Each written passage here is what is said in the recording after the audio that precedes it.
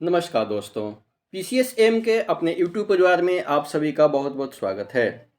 अभी हम लोग एनसीईआरटी के 7th क्लास के साइंस का अध्ययन कर रहे हैं, जिसमें आज हम लोग अध्याय 12 का अध्ययन करेंगे। आज का टॉपिक होगा हमारा पादप में जनन। पादप में किस प्रकार से जनन होता है उसके बारे में हम लोग आज अध्ययन करेंगे तथा परीक्षाओं के दृष्टिकोण से जो भी महत्वपूर्ण बिंदु भी होगा उसको हम लोग समझने का प्रयास भी करेंगे। इससे पहले कि अगर आप लोग चैनल पर नए हैं तो चैनल को सब्सक्राइब करके बेल आइकन को प्रेस कर लीजिए और हो सके तो वीडियो को शेयर कर दीजिए। तो चलिए आज की कक्षा हम लोग प्रारंभ करते हैं। पादप में जनन किस प्रकार से होता है उसके बारे में हम लोग देखते हैं। अपने वंश अथवा प्रजाति को बनाए रखने के लिए पादप और जंतु, ठीक है, पादप और जंतुओं के लिए जनन आवश्यक होता है, ठीक है। अपने वंश तथा प्रजाति को बनाए रखने के लिए कोई भी पादप तथा जंतुओं के लिए क्या जनन आवश्यक है। कक्षा 6 के अध्याय 9 में आपने पढ़ा था कि सभी जीव अपने समान जीवों का जनन करते हैं। बिल्कुल सही बात है, सभी जीव जो होते हैं अपने ही समान जीवों का जनन करते हैं। माता पिता से संतति का जनन कहलाता है। माता पिता से संतति का जन्म क्या कहलाता है? जनन कहलाता है। लेकिन पादप कैसे जनन करते हैं और पादपों में जनन विभिन्न विधियों द्वारा होता है, जिसके बारे में हम इस अध्याय में पढ़ेंगे। जनन की विधियां कौन कौन सी होती है ये इसके बारे में हम लोग देख लेते हैं। कह रहा है कि कक्षा 6 में आपने पुष्पीय पादप के विभिन्न भागों के बारे में पढ़ा था, ठीक है। पादप के विभिन्न भागों के नाम बताइए और प्रत्येक के प्रकारों के बारे में लिखिए। अधिकांश पादपों में मूल, तना और पत्तियां होती है। अधिकांश पादपों में क्या होती है? मूल होती है, तना होती है और पत्तियां होती है। ये पादप के कई अंग कहलाते हैं। ये क्या कहलाते हैं? ये जितने भी पादप के जो मूल है, तना है और पत्तियां हैं, ये पादप के क्या कहलाते हैं? कायिक अंग कहलाते हैं। कायिक अंग कहलाते हैं। वृद्धि की निश्चित अवधि के बाद अधिकांश पादपों में पुष्प निकलने लगते हैं और आपने बसंत ऋतु में आम के वृक्षों को पुष्पित होते देखा होगा। यही पुष्प बाद में आम के उस रसीले फलों को निर्मित करते हैं जिसका आनंद हम गर्मियों में उठाते हैं। हम फलों को खाते हैं और सामान्यतः बीजों को फेंक देते हैं। बीज अंकुरित होकर के एक नया पादप बनाते हैं। यदि ऐसा है तो पादप में पुष्पों की क्या भूमिका होती है? जब ऐसा है तो पादप जो होता है, जो पेड़ पौधे होते हैं, उसमें पुष्पों की क्या भूमिका होती है? पुष्प पादप में जनन का कार्य करते हैं। पुष्प जो होता है पादप में, पेड़ पौधे में जनन का कार्य करते हैं। वास्तव में पुष्प पादप के जनन अंग ही होते हैं। पुष्प जो होते हैं पादप के क्या होते हैं? जनन अंग होते हैं। पादप के जनन अंग क्या होते हैं? तो पुष्प ही होते हैं।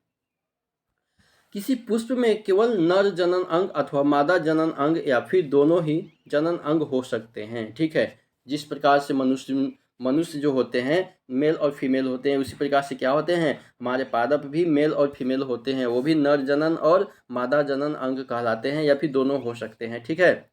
पादप अनेक विधियों द्वारा अपनी संतति उत्पन्न करते हैं। इनमें से जनन 2 प्रकार से होता है, ठीक है। पादप जो होता है, पादप के जनन करने की अनेक विधियां हैं, जिसमें से 2 कौन कौन सी है? 2 है अलैंगिक जनन और लैंगिक जनन, ठीक है। अलैंगिक जनन और लैंगिक जनन।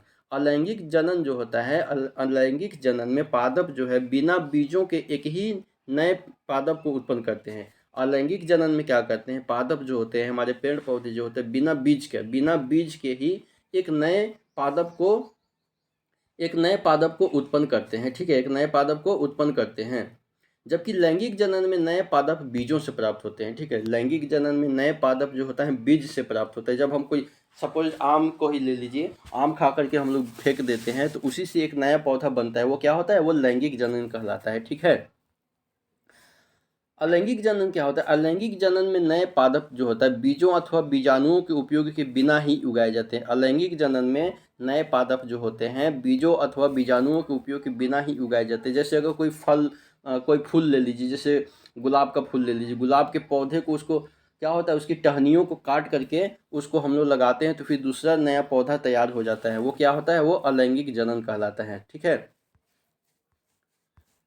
आइए कायिक प्रवर्धन को देख लेते हैं। कायिक प्रवर्धन क्या होता है? यह एक प्रकार का अलैंगिक जनन होता है। कायिक प्रवर्धन क्या होता है? यह एक प्रकार का अलैंगिक जनन होता है, कायिक प्रवर्धन, जिसमें पादप जो होता है, पादप के मूल, तना, पत्ती अथवा कली यानी मुकुल जैसे किसी कायिक अंग द्वारा नया पादप प्राप्त किया जाता है, ठीक है।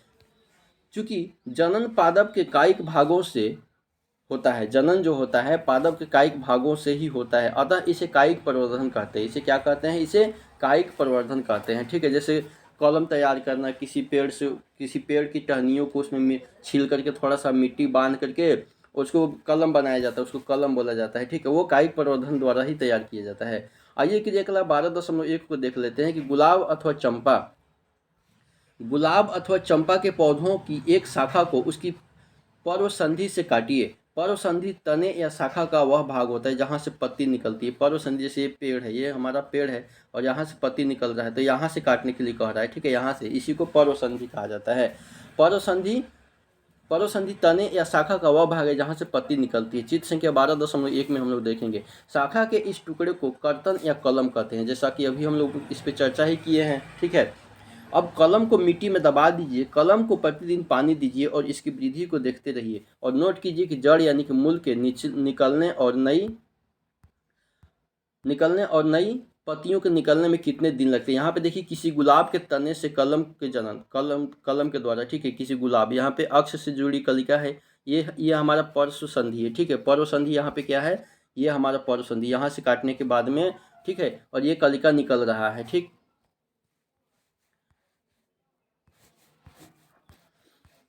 पत्तियों के निकलने में कितने दिन लगेगी। इसी क्रियाकलाप को जल से भरे पात्र में मनी प्लांट का पौधा लगा करके, ठीक है, उगा करके दोहराइए और अपने परीक्षणों को नोट कीजिए। आपने पुष्प कलिकाओं से पुष्पों को खिलते हुए देखा होगा। पुष्प कलिकाओं के अतिरिक्त जो होता है, पत्तियों के कक्ष यानी कि पत्ती के वर्ष पर्व संधि से जुड़ाव का बिंदु में भी, ठीक है, कलिकाएं मुकुल होती है। ये कलिकाएं प्ररोहों यानी अंकुरों के रूप में विकसित होती है और कायिक कलिकाएं कहलाती है। चित्र संख्या 12.2 में देखेंगे कि कली में एक छोटा तना होता है। कली में क्या होता है, एक छोटा सा तना होता है जिसके चारों ओर अपरिपक्व पत्तियां एक दूसरे के ऊपर अध्यारोपित रहती है। काई की कलिकाएं भी एक नए पादप को जन्म दे सकती है। अब आइए क्रियाकलाप 12.2 को देख लेते हैं कि एक ताज़ा आलू लीजिए। ठीक है, आवर्धक लेंस की सहायता से इस पर पड़े छत चिन्हों को देखिए। ठीक है, आपको इनमें कलिका या कलिकाएं दिखाई दे सकती है। छत चिन्ह को आंख भी कहते हैं। छत चिन्ह को क्या कहते हैं, उसको आंख कहते हैं। हम लोग देखेंगे उसको अभी। आलू के कुछ टुकड़े काटिए जिनमें से प्रत्येक में एक आंख अवश्य हो और उन्हें मिट्टी में दबा दीजिए। उस स्थान पर कुछ दिनों तक पानी डालते रहिए जहां आपने आलू के टुकड़े को मिट्टी में दबाया था। कुछ दिन बाद आलू के टुकड़ों को खोद करके निकाल लीजिए। आप क्या देखते हैं। इसी प्रकार आप अदरक अथवा हल्दी भी उगा सकते हैं। चित्र संख्या 12.3 में यहाँ पे देख लीजिए। यहाँ पे अदरक का एक टुकड़ा जिसमें से नए पादप अंकुरित हो रहा है। यहाँ पे देखिए, लेकिन आलू को देख लेते हैं। ये देखिए आलू है, आलू की आंख से अंकुरित होता हुआ पादप, ये आलू है। ये जो निकला हुआ है इसको आंख बोलते हैं। ठीक है, ग्रामीण इलाके में किसान जो होता है इसी प्रकार से इसको 4-5 भागों में काट करके इसको अलग अलग, कम से कम एक में एक आंख होना ही चाहिए, उसको फिर मिट्टी में दबा देते हैं, उस पर समय समय से पानी देते हैं, फिर वो क्या होता है, एक नया आलू का पौधा तैयार हो जाता है। ठीक है, और इस प्रकार से आलू मिट्टी के अंदर निर्माण होता है। ठीक है, उसका बनता है। ब्रायोफिल्म यानी कि पत्थर चट्टा में पत्ती के किनारे के गर्त में कलिकाएं होती है। ठीक है, ब्रायोफिल्म जो होता है उसमें पत्ती के किनारे के गर्त में जो होता है कलिकाएं होती है। चित्र संख्या 12.4 को देखेंगे। यदि इस पादप की पत्ती आर्द्र मृदा पर गिर जाए, आर्द्र मृदा यानी कि नमी युक्त मिट्टी पर गिर जाए, तो प्रत्येक कलिका यानी मुकुल नए पादप को जन्म दे सकती है। कुछ पादपों की जड़ें यानी कि मूल भी नए पादपों को जन्म दे सकती है। उदाहरण के लिए शकरकंद और डालिया यानी कि डहेलिया होता है। ठीक है, ये इसके जड़ जो होता है ये मूल के द्वारा ही इसका जन्म होता है। ठीक है, शकरकंद और डहेलिया। यहाँ पे देखिए ब्रायोफिल्म की पत्ती जिसके किनारे पर कलिकाएं होती है, ब्रायोफिल्म होती है। देखिए यहाँ पे ये पत्ती अगर नहीं गिर जाएगा किसी नमी युक्त मिट्टी में तो क्या हो जाएगा, ये नए नए पादप जो यहाँ पे किनारे पे दिखाया गया हुआ है, यहाँ पे देख लीजिए, ये नए नए पादप का निर्माण हो रहा है। ठीक है, ब्रायोफिल्म की पत्ती। कैक्टस जैसे पादप के वे भाग, अब क्या कह रहा है, कैक्टस जैसे पादप के वे भाग जो मुख्य पादप से अलग यानी कि विलगन हो जाते हैं, नए पादप को जन्म देते हैं। प्रत्येक विलगन भाग नए पादप के रूप में वृद्धि कर सकता है। ठीक है, कायिक प्रवर्धन द्वारा पादप कम समय में उगाए जा सकते हैं। कायिक प्रवर्धन के द्वारा पादप जो होते हैं बिल्कुल कम समय में उगाए जा सकते हैं। बीजों से उगाए जाने वाले पादप की अपेक्षा कायिक प्रवर्धन द्वारा उत्पन्न पादपों में पुष्प और फल कम अवधि में ही आ जाते हैं। नए पादप जनक, पादप की यथार्थ प्रतिलिपि होते हैं। ठीक है, यथार्थ प्रतिलिपि का मतलब सेम टू सेम होता है, क्योंकि वे एक ही जनक द्वारा उत्पन्न होते हैं। इस अध्याय में आगे आप पढ़ेंगे कि इसके विपरीत लैंगिक जनन द्वारा उत्पन्न होने वाले पादप में माता पिता यानी जनक दोनों के गुण होते हैं। लैंगिक जनन के परिणाम स्वरूप पादप बीज उत्पन्न करते हैं। ठीक है, पादप क्या होते हैं? बीज उत्पन्न करते हैं। अब आइए मुकुलन देख लेते हैं कि मुकुलन क्या होता है। कह रहा है कि आपने पहले ईस्ट के बारे में तो पढ़ा ही होगा, जिसे केवल सूक्ष्मदर्शी द्वारा ही देखा जा सकता है। इनके लिए यदि पर्याप्त पोषण उपलब्ध हो तो ईस्ट कुछ ही घंटों में वृद्धि करके गुणन अर्थात यानी जनन करने लगते हैं। याद रखिए कि ईस्ट एक एकल कोशिका एक कोशिकीय जीव होता है। ईस्ट क्या होता है? एक कोशिकीय जीव होता है। आइए हम देखते हैं कि ये जनन कैसे करते हैं। ठीक है, क्रियाकलाप 12.3 शिक्षक या शिक्षिका द्वारा प्रदर्शित किए जाने के लिए। ठीक है, बेकरी से ईस्ट केक अथवा केमिस्ट की दुकान से ईस्ट पाउडर खरीद ले और चुटकी भर ईस्ट लेकर के इसे किसी ऐसे पात्र में रखें जिनमें कुछ जल हो। इसमें एक चम्मच शक्कर डाल करके उसे जल में घोल लें। अब उस पात्र को किसी कमरे के गर्म भाग में रखें और 1 घंटे के पश्चात इस द्रव की एक बूंद कांच की स्लाइड यानी पट्टी पर रख करके सूक्ष्मदर्शी में देखें। आपको क्या दिखाई देता है? आप नई ईस्ट कोशिकाओं को देख सकते हैं। चित्र संख्या 12.5। ठीक है, यहाँ पे देखिए हम लोग ईस्ट के बारे में, यहाँ पे देखिए ईस्ट में मुकुलन द्वारा जनन होता है। ईस्ट में किसके द्वारा? मुकुलन द्वारा होता है। यहाँ पे ये ईस्ट कोशिका है। ईस्ट कोशिका आगे देखिए विकसित होता हुआ मुकुलन है। यहाँ पे नवीन मुकुलन है, यहाँ पे निकला हुआ है। ठीक है, और मुकुलन का ये श्रृंखला बन गया है। यहाँ पे देखिए छोटे छोटे। ठीक है, तो ईस्ट जो होता है किसके द्वारा जनन करता है? तो मुकुलन विधि के द्वारा। ईस्ट जो होता है किस विधि के द्वारा जनन करता है? मुकुलन के द्वारा। ये याद रखिएगा, ईस्ट जो होता है मुकुलन विधि के द्वारा जनन करता है। ईस्ट कोशिका से बाहर निकलने वाला छोटे छोटे बल्ब जैसे कि प्रवर्त जैसे मुकुल या कली कहलाता है। ठीक है, मुकुल क्रमशः वृद्धि करता है और जनक कोशिका से विलग होकर के नई ईस्ट कोशिका बनाता है। नई ईस्ट कोशिका विकसित होकर के परिपक्व हो जाती है और फिर नई ईस्ट कोशिकाएं बनाती है। कभी कभी नवीन मुकुल से नए मुकुल विकसित हो जाते हैं, जिससे एक मुकुल श्रृंखला बन जाती है, जैसा कि अभी हम लोग श्रृंखला को देखे हैं। यदि यह प्रक्रम चलता रहे तो कुछ ही समय में बहुत अधिक संख्या में ईस्ट कोशिकाएं बन जाती है। अब आइए खंडन को देख लेते हैं कि खंडन क्या होता है। आपने तालाबों अथवा ठहरे हुए पानी के अन्य जलाशयों में हरे रंग के और पंखी गुच्छे यानी कि फिसलनदार तैरते हुए देखे होंगे। ये शैवाल कहलाते हैं। ठीक है, यहाँ पे देखिए स्पाइरोगैरा एक शैवाल में खंडन होता है। यहाँ पे देखिए स्पाइरोगैरा को दिखाया गया है। ठीक है, जब जल और पोषक तत्व उपलब्ध होते हैं तो शैवाल वृद्धि करते हैं। जब जल और पोषक तत्व उपलब्ध होते हैं तो क्या करते हैं? शैवाल अपनी वृद्धि करने लगते हैं और तेजी से खंडन द्वारा गुणन करते हैं। शैवाल 2 या अधिक खंडों में विखंडित हो जाते हैं। ये खंड अथवा टुकड़े नए जीव में वृद्धि कर सकते हैं, जैसा कि चित्र संख्या 12.6 में देखें। यह प्रक्रम निरंतर चलता रहता है और कुछ ही समय में शैवाल एक बड़े क्षेत्र में भी क्या होता है? फैल जाता है। अब आइए बीजाणु निर्माण कैसे होता है इसके बारे में देख लेते हैं। अध्याय 1 में आपने पढ़ा कि डबल रोटी में जो होता है वायु में उपस्थित बीजाणुओं से कवक उग जाते हैं। क्रियाकलाप 1.2 को दोहराइए और डबल रोटी पर रुई के जाल में बीजाणुओं को देखिए। जब बीजाणु निर्मुक्त होते हैं तो वे वायु में तैरते रहते हैं। क्योंकि ये बहुत हल्के होते हैं इसलिए ये लंबी दूरी तक जा सकते हैं। चित्र संख्या 12.7 को देखते हैं कि बीजाणु जो होता है अलैंगिक जनन ही करते हैं। बीजाणु कैसा करते हैं? बीजाणु अलैंगिक जनन ही करते हैं। प्रत्येक बीजाणु उच्च ताप और निम्न आर्द्रता जैसी प्रतिकूल परिस्थितियों में, ठीक है, परिस्थितियों में क्या होता है? यहाँ पे देखिए, यहाँ पे फर्न में बीजाणु द्वारा जनन दिखाया हुआ है। ठीक है, फर्न में बीजाणु द्वारा जनन दिखाया हुआ है। उसको झेलने के लिए कठोर सुरक्षात्मक आवरण से ढका रहता है। यहाँ पे देखिए फर्न में बीजाणु द्वारा जनन, बीजाणु पुंज है, यहाँ पे बीजाणु उत्पन्न करने वाले क्षेत्र है यहाँ पे। ठीक है, ये देखिए कवक में बीजाणु द्वारा जनन। कवक में बीजाणु द्वारा जनन किस प्रकार से होता है? यहाँ पे कवक जाल है, यहाँ पे बीजाणु है, यहाँ पे बीजाणु धानी है। ठीक है, इसलिए ये लंबे समय तक जीवित रहते हैं। क्या कह रहा है कि इसको झेलने के लिए कठोर सुरक्षात्मक आवरण से ढका रहता है, इसलिए ये लंबे समय तक जीवित रह सकते हैं। अनुकूल परिस्थितियों में बीजाणु अंकुरित हो सकते हैं और नए जीव में विकसित हो जाते हैं। मॉस और फर्न जैसे पादप में भी जनन बीजाणु द्वारा होता है। ठीक है, क्या कह रहा है कि मॉस और फर्न जैसे पादप में भी, ये भी पादप का ही एक प्रकार है, उसमें भी जनन जो होता है किसके द्वारा होता है?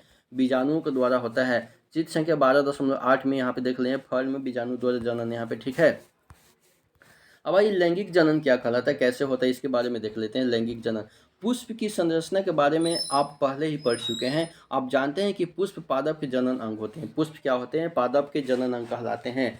पुंकेसर, पुंकेसर अब ये क्या है भाई? पुंकेसर नर जनन अंग होता है। पुंकेसर क्या होता है? नर जनन अंग होता है, यानी मेल होता है। और स्त्री केसर मादा जनन अंग होता है, फीमेल होता है। ठीक है, पुंकेसर मेल होता है, स्त्री केसर फीमेल होता है। चीज संख्या 12.9 में देखेंगे, क्रियाकलाप 12.4 को कर लेते हैं। क्या कह रहा है कि सरसों, गुड़हल अथवा या फिर पिटूनिया का कोई पुष्प लीजिए और इसके जनन अंगों को पृथक कीजिए। पुंकेसर और स्त्री केसर के विभिन्न भागों का भी अध्ययन कीजिए। ऐसे पुष्प जिनमें या तो केवल पुंकेसर अथवा केवल स्त्री केसर उपस्थित होते हैं वो एक लिंगी पुष्प कहलाते हैं। ऐसे पुष्प जिनमें या तो केवल पुंकेसर होता है अथवा केवल स्त्री केसर होता है वो क्या कहलाता है? केवल एक लिंगी पुष्प ही कहलाते हैं। जिन पुष्पों में पुंकेसर और स्त्री केसर दोनों विद्यमान होते हैं वे द्विलिंगी पुष्प कहलाते हैं। ठीक है, मक्का, पपीता और ककड़ी या खीरे के पौधे में एक लिंगी पुष्प होते हैं। ठीक है, मक्का, पपीता और ककड़ी या खीरा, मक्का, पपीता और ककड़ी या खीरे के पौधे में एक लिंगी पुष्प ही होते हैं। जबकि सरसों, गुलाब और पिटूनिया के पौधे, ठीक है, सरसों, गुलाब और पिटूनिया के पौधों में क्या होता है? पिटूनिया के पौधों में द्विलिंगी पुष्प होते हैं। ठीक है, द्विलिंगी पुष्प होते हैं। यहाँ पे जनन अंग दिखाया हुआ है, यहाँ पे देखिए अंडाशय, बीजांड और यहाँ पे स्त्री केसर का भाग दिखाया हुआ है। अब देखिए यहाँ पे ध्यान देने योग्य बात क्या है, आप इसको ध्यान दीजिए। ये स्त्री केसर का भाग दिखाया हुआ है, तो स्त्री केसर में क्या होता है? वर्तिका, वर्तिकाग्र, बीजांड और अंडाशय। स्त्री केसर के भाग कौन कौन से होते हैं? वर्तिका, वर्तिकाग्र, अंडाशय और बीजांड। वर्तिका, वर्तिकाग्र, बीजांड और अंडाशय ये स्त्री केसर के भाग होता है। ये याद रखिएगा, आपसे पूछ लेता है कि इनमें से कौन सा स्त्री केसर का भाग होता है, कौन सा पुंकेसर केसर का भाग होता है। पुंकेसर का भाग क्या होता है? पराग, परागकण, परागकोश, परागकण, परागकोश होता है। ठीक है, पुंकेसर का भाग होता है। ठीक है, ये आपको याद रखना है। नर और मादा एकलिंगी पुष्प दोनों एक ही पादप उपस्थित हो सकते हैं अथवा भिन्न पादपों पर पाए जा सकते हैं। क्या कह रहा है कि नर और मादा जो होता है एकलिंगी पुष्प दोनों एक ही पादप पर उपस्थित हो सकते हैं अथवा भिन्न भिन्न पादपों पर पाए जा सकते हैं। क्या आप पुंकेसर में परागकोश और तंतु को पहचान सकते हैं? चित्र संख्या 12.9 को देखेंगे कि पराग कोश में पराग कण होते हैं। पराग कोश में क्या होते हैं? पराग कण होते हैं जो नर युग्मकों को बनाते हैं। पराग कोश में पराग कण होते हैं जो नर युग्मकों को बनाते हैं। स्त्री केसर में वर्तिका, क्या कह रहा है? स्त्री केसर में जैसा अभी हम बताए हैं कि वर्तिका, वर्तिकाग्र और अंडाशय होते हैं। अंडाशय में एक या अधिक बीजांड होते हैं। अंडाशय में एक या अधिक बीजांड होते हैं। मादा युग्मक अथवा अंड का निर्माण बीजांड में होता है। ठीक है, अंडे का निर्माण कहाँ होता है? बीजांड में होता है। बीज का निर्माण बीजांड में होता है। लैंगिक जनन में नर और मादा युग्मकों के युग्मज को युग्मज कहते हैं। ठीक है, यहाँ पे देखिए लैंगिक जनन में नर और मादा फीमेल की युग्मकों को युग्मनन से युग्मनज बनता है, यानी कि जाइगोट बनता है। इसको इंग्लिश में क्या बोला जाता है? जाइगोट बोला जाता है। जाइगोट बोला जाता है, ये याद रखिएगा। ठीक है, ये जाइगोट बनता है। अब आइए परागण को देख लेते हैं। परागण क्या है कि समानतः पराग कणों में दृढ़ सुरक्षात्मक आवरण होता है जो उन्हें सूखने से बचाता है। क्योंकि पराग कण हल्के होते हैं अतः यह वायु अथवा जल द्वारा बहा करके ले जा सकते हैं। पुष्पों पर बैठने वाले कीटों के शरीर पर पराग कण चिपक जाते हैं। जब कीट उसी प्रकार के किसी अन्य पुष्प पर बैठते हैं तो पुष्प के वर्तिकाग्र पर कुछ पराग कण गिर जाते हैं। पराग कणों का परागकोश से पुष्प के वर्तिकाग्र पर स्थानांतरण परागण कहलाता है। पराग कणों का परागकोश से पुष्प के वर्तिकाग्र पर स्थानांतरण क्या कहलाता है? परागण कहलाता है। परागण कहलाता है। ये प्रश्न पूछा जाता है, भी यही है। पराग कणों का परागकोश से पुष्प के वर्तिकाग्र पर स्थानांतरण क्या कहलाता है? तो परागण कहलाता है। यदि परागकण उसी पुष्प के वर्तिकाग्र पर गिरते हैं तो उसे स्वपरागण कहते हैं। यदि परागकण उसी पुष्प के स्ववर्तिकाग्र पर गिरते हैं तो उसे स्वपरागण कहते हैं। यहाँ पे देखिए पुष्प में परागण कैसे होता है, यहाँ पे स्वपरागण और परपरागण कैसे होता है। ठीक है, यहाँ पे स्वपरागण और परपरागण कैसे होते हैं। जैसे मान लीजिए ये पुष्प है, यहाँ पे कोई बैठा हुआ है। ठीक है, यहाँ पे कोई बैठा हो और इसी पे जाकर के कोई कीट जो है इसी पे जाकर बैठ गया, तो यहाँ से परागकण जो ले जाकर के इस पे परागण जो ले जाकर यहाँ पे डाल देगा, तो ये क्या हुआ? ये स्वपरागण हो गया। और परपरागण कैसे होता है? जैसे यहाँ पे बैठा है और यहाँ से उड़ करके जाकर किसी दूसरे पुष्प पे बैठ गया, तो वो क्या होता है? परपरागण होता है, दूसरे के द्वारा। ठीक है, पुष्प के परागण उसी पादप के किसी अन्य पुष्प के वर्तिकाग्र पर गिरते हैं तो इसे पर परागण कहते हैं। पुष्प के परागकण उसी पादप के किसी अन्य पुष्प के वर्तिकाग्र पर गिरते हैं तो इसे पर परागण कहते हैं। ठीक है, अब निषेचन क्या होता है, निषेचन के बारे में देख लेते हैं। नर तथा मादा युग्मकों के युग्मनज संजोग द्वारा बनी कोशिका युग्मनज कहलाती है। ठीक है, जाइगोट कहलाती है। युग्मनज बनाने के लिए नर और मादा युग्मजों के युग्मन का प्रक्रम निषेचन कहलाता है। ठीक है, नर और मादा युग्मनकों के युग्मन का प्रक्रम निषेचन कहलाता है। चित्र संख्या 12.11 को देखेंगे। युग्मनज जो होता है भ्रूण में विकसित होता है। युग्मनज जो होता है कहाँ विकसित होता है, भ्रूण में विकसित होता है। ठीक है, यहाँ पे देखिए निषेचन यानी कि युग्मनज का निर्माण कैसे होता है। यहाँ पे अंड कोशिका है, यहाँ पे अंड कोशिका है। ठीक है, और यहाँ पे परागनलिका है, यहाँ पे अंकुरित होता हुआ परागण दिखाई दे रहा है। यहाँ पे युग्मनज का निर्माण हुआ है। ठीक है, अब आइए फल और बीज का विकास कैसे होता है। फल और बीज का विकास कैसे होता है। निषेचन के पश्चात अंडाशय जो होता है फल में विकसित हो जाता है, जबकि पुष्प के अन्य भाग मुरझा करके गिर जाते हैं। परिपक्व हो जाने पर अंडाशय जो है फल के रूप में विकसित हो जाता है। बीजांड से बीज विकसित होते हैं। बीजांड से बीज कहाँ विकसित होता है, बीज बीजांड में होता है। बीज बीजांड में विकसित होते हैं। बीज में एक भ्रूण होता है जो सुरक्षात्मक बीजावरण के अंदर रहता है। कुछ फल गुदेदार और रसीले होते हैं जैसे आम, सेब और संतरा। कुछ फल कठोर होते हैं जैसे बादाम और अखरोट इत्यादि, ये कठोर होते हैं। ठीक है, यहाँ पे देखिए कुछ रसीले फल दिखाया हुआ है। यहाँ पे सेब दिखाया हुआ है। ठीक है, यहाँ पे अखरोट दिखाया हुआ है। सेब का एक भाग और बादाम का एक भाग दिखाया हुआ है। आइए बीज प्रकीर्णन को समझते हैं। प्रकृति में एक ही प्रकार के पादप विभिन्न स्थानों पर भी उगे पाए जाते हैं।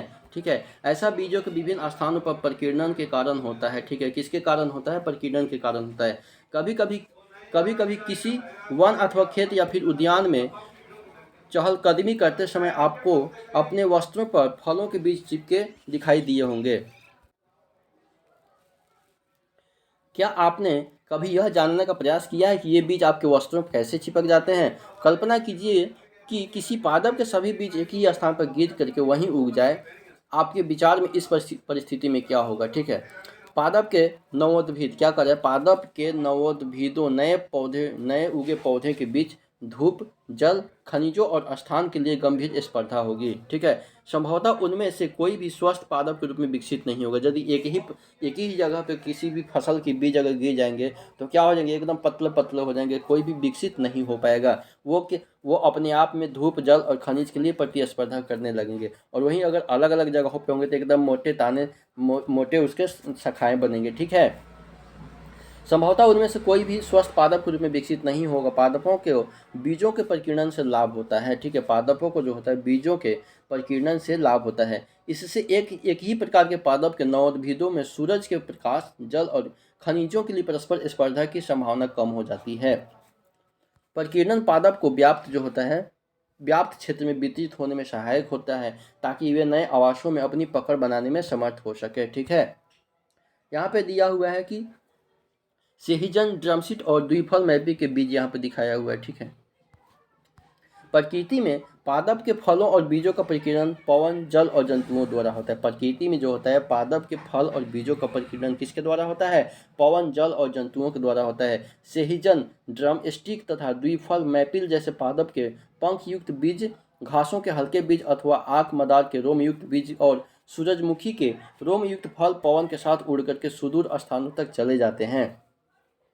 कुछ बीज जल द्वारा प्रकीर्णित होते हैं। ऐसे बीजों अथवा फल के आवरण स्पंजी अथवा तंतुमय होते हैं। ठीक है, जो बीज जो होते हैं जो जल द्वारा प्रकीर्णित होते हैं उनमें बीजों अथवा फलों के आवरण क्या होते हैं, स्पंजी अथवा तंतुमय होते हैं, यानी कि मुलायम होते हैं, ताकि वे जल में प्लवन कर सके, तैरते हुए एक स्थान से दूसरे स्थान तक क्या करे जा सके। उदाहरण के लिए नारियल कुछ बीज जंतुओं द्वारा प्रकीर्णित होते हैं, विशेष रूप से कंटली यानी कि कांटेदार बीज जो होता है जिनमें हुक जैसी संरचनाएं होती है, जिससे बीज जंतुओं के शरीर से चिपक जाते हैं और दूरस्थ स्थानों तक ले जाते हैं। ठीक है,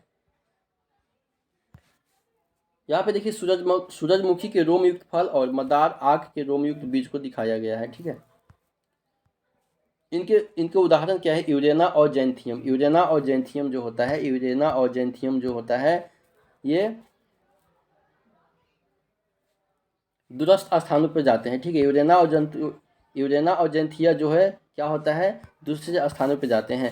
कुछ पौधों के फल झटके के साथ फट जाते हैं, ठीक है। जैसे उस पर किसी प्रकार की चोट लगती है तो क्या होते हैं, अपने आप में टूट जाते हैं, जिससे उनके अंदर स्थित बीज परिवर्तित हो जाते हैं। बीज जनक पादप से दूर जाकर गिरते हैं। और एरंड और बालसम के पादप में ऐसा ही होता है, ठीक है।